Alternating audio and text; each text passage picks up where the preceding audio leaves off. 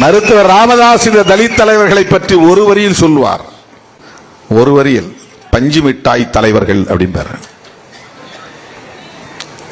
தலித் இயக்கங்களை பற்றியும் தலித் தலைவர்களை பற்றியும் அவர்களின் மதிப்பீடு என்னவாக இருந்தது என்றால் பஞ்சு மிட்டாய் தலைவர்கள். அதுனா என்ன அர்த்தம் தெரியுமா? பஞ்சு மிட்டாய் வாங்கி திங்கிறவன் அர்த்தம் இல்ல.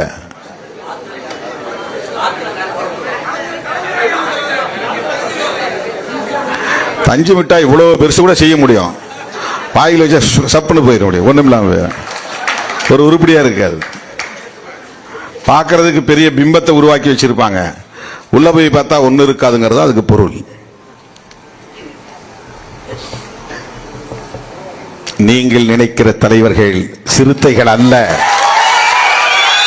உங்கள் மதிப்பீடு உங்கள் அறியாமையின் வெளிப்பாடு, அவ்வளவுதான்.